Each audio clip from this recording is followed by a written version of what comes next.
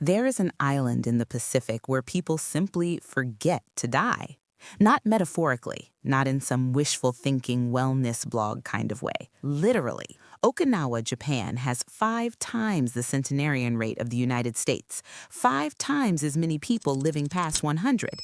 These aren't frail, medicated bodies warehoused in nursing homes. These are farmers, fishermen, grandmothers still tending gardens at 103.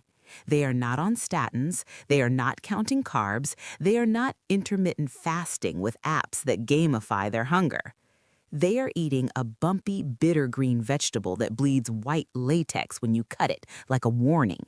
A vegetable so aggressively vital that it grows wild on volcanic rock, survives typhoons, and kept an entire population alive through the starvation years of World War II when American rations ran out and the island was left to fend for itself. The Okinawans call it Goya. We call it bitter melon, and you cannot buy it fresh in the United States, not legally, not widely, because it threatens a $50 billion industry that profits from your slow medicated decline. Goya doesn't look like food. It looks like a weapon. Covered with wart-like bumps, pale green and grotesque, it splits open to reveal seeds embedded in blood-red pulp. When you slice it, white sap oozes from the wound like it's alive, like it's fighting back. The taste is bitter as betrayal, so bitter that children spit it out, so bitter that first-time eaters question whether humans are even supposed to consume it. But bitterness is not a flaw, it is a feature. That bitterness, so sharp it makes coffee taste like candy, comes from a compound called Momordica, and Momordica does something extraordinary inside your cells.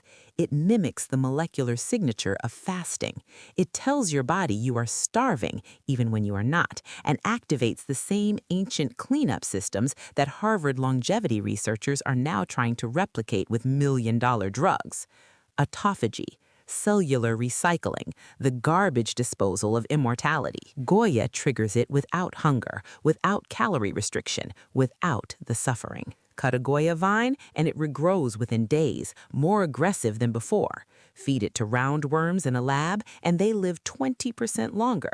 Feed it to fruit flies and they outlast their counterparts. Feed it to mice and their blood sugar drops like they have been injected with metformin, the diabetes drug that anti-aging researchers are now testing as a longevity pill. Except Goya is not a pill. It is a vegetable, and you cannot patent a vegetable, which is precisely the problem. Goya is not native to Japan. It is a survivor from the tropics, carried to Okinawa centuries ago by traders who understood that on an island battered by typhoons and volcanic fury, you need food that refuses to die. Samurai ate it for stamina. Farmers planted it along stone walls where nothing else would grow. During the Edo period, the shogunate restricted its export from Okinawa, recognizing that any crop this resilient was a strategic resource.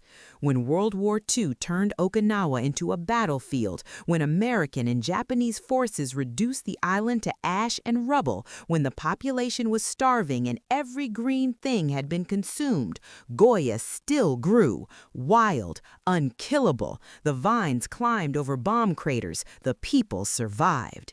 After the war, the American occupation brought canned meat, white bread, Coca-Cola, the diet that would eventually make the United States the most diabetic nation on earth. Okinawan elders kept eating Goya anyway, stir-fried with eggs and pork in a dish called champaru, juiced with lemon to cut the bitterness, pickled, dried, brewed into tea. They did not die. Their children, raised on Spam and soda, developed diabetes at American rates. Their grandparents, eating Goya daily, lived to 105. This is not genetics. This is not coincidence. This is cause and effect, written in the blood sugar of 2 generations. In 2016, researchers published findings in journals like Phytotherapy Research and the Journal of Ethnopharmacology, not glamorous outlets, but peer-reviewed, rigorous, the kind of unglamorous science that doesn't get press releases. Goya compounds, Momordica, charantia, vicine, activate AMPK, the master metabolic switch that metformin activates. They behave like insulin without being insulin, shuttling glucose into cells, telling the liver to stop dumping sugar into the bloodstream. Human trials showed blood sugar drops of up to 30%.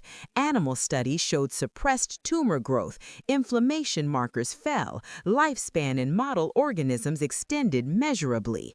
The nutrient density is absurd. More vitamin C than oranges, more iron than spinach, potassium, folate, antioxidants, levels that make kale look like iceberg lettuce.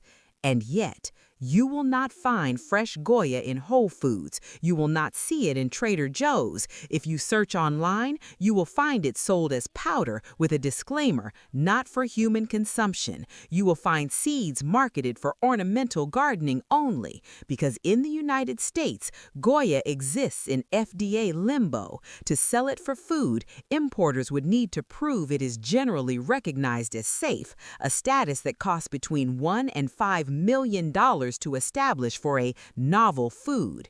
Never mind that Okinawans have eaten it daily for centuries. Never mind that it is consumed across Asia, Africa, the Caribbean. The FDA does not care about Okinawan centenarians.